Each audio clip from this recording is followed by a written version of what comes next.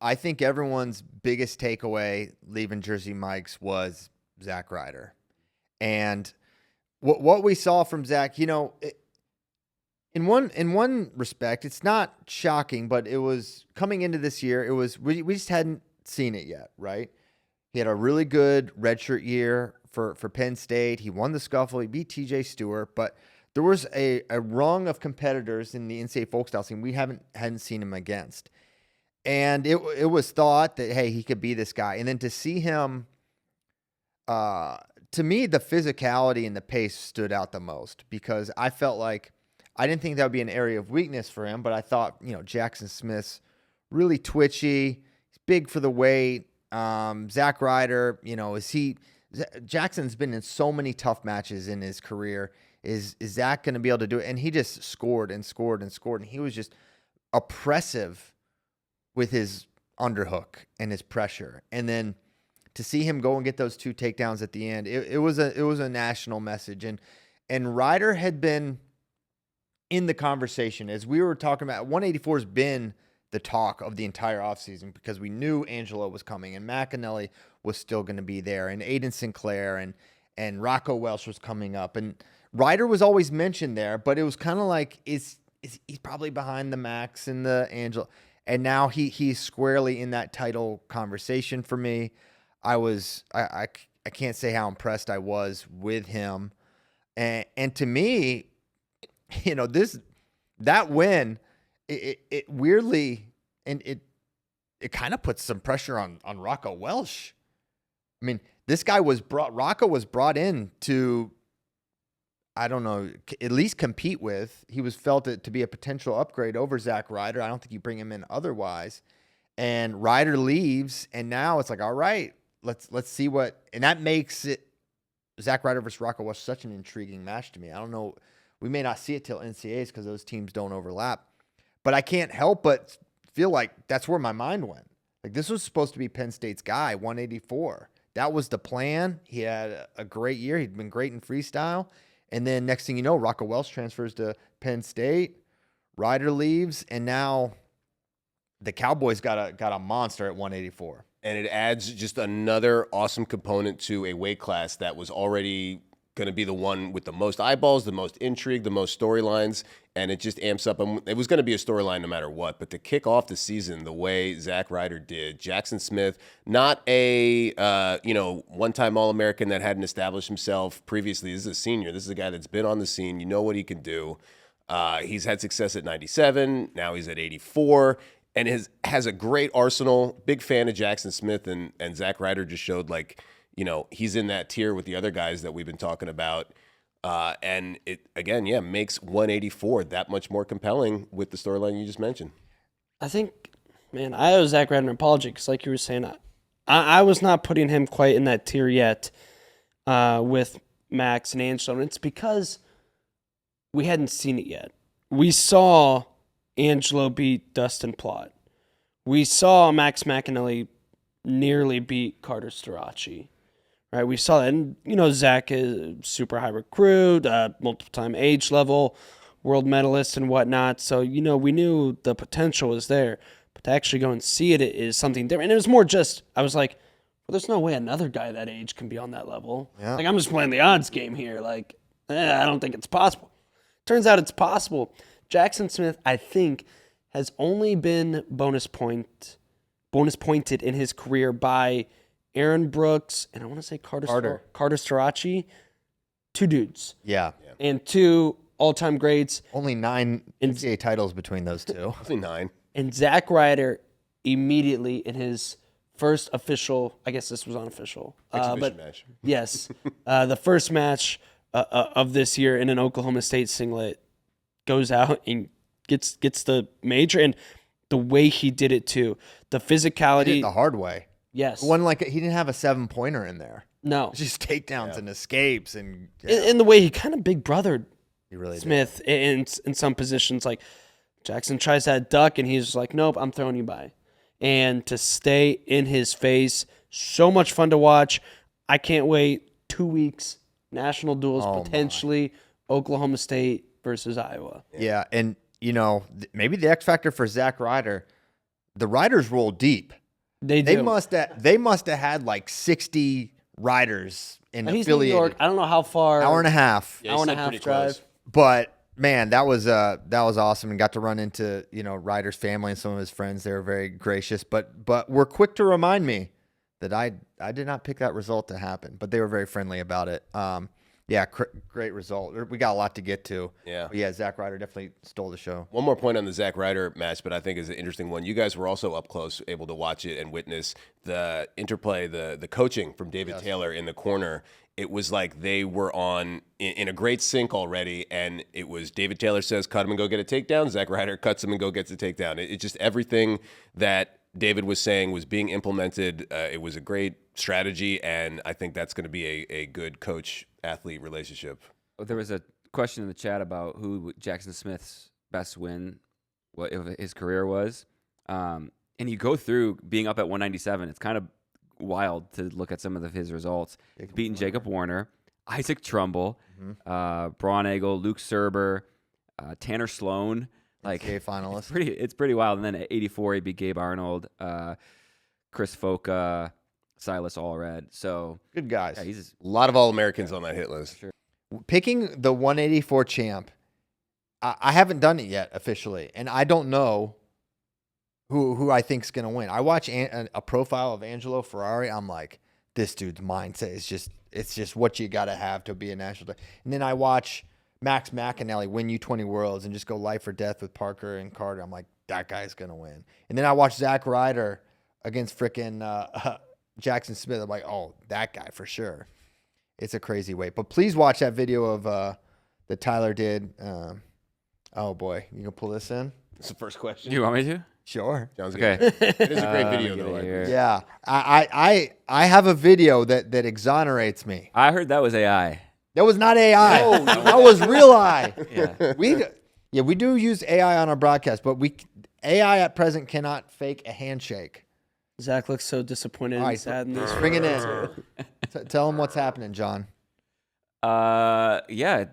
I mean, I think it's pretty clear by the picture. If you're not watching, I'll describe it. Christian's just big dogging Zack Ryder here. I know. It was so standing next to CP watching the match because after the, on the mat interviews, I got to take Zach for the other interview. And before all this happened, CP turns to me and he goes, watch me get Zach here. I'm going to totally play this guy. He's going to look so silly. I'm going to own him. So Zack Ryder is trying to shake Christian's hand after the match. We're on an airplane. He's like, I want to shake your hand. Right. And Christian is just not having it. I have it. I so have it. I turned. I mean, Zach is a hilarious kid, first of all. Yeah. So I love that he did this, made this face. But roll the tape. This is what the biased media, the corrupt media, does not I don't want. have any tape. I don't know. Look, pull up my tweet. I tweeted a video. You're asking the wrong guy. You're asking Kozak. Listen, hey, I can find anything on the internet. That's right. And I don't see any. Are you going to make me Kozak. pull it up on my phone and hold it? Where are you saying this is at? It's my in the Twitter. Look in the artificial intelligence archive My ex. of fakevideos.com. It's there. This one? Yeah. No, scroll. You're going the wrong way. That's a good one. Christian Kerr looks so jacked in that I picture. know he does. Here we go. Here it is. See, look at this. I don't know. Kind of fades there. You'll see it though. Oh, sorry. I still got my. No, that's good. You want it. And you sound. boom.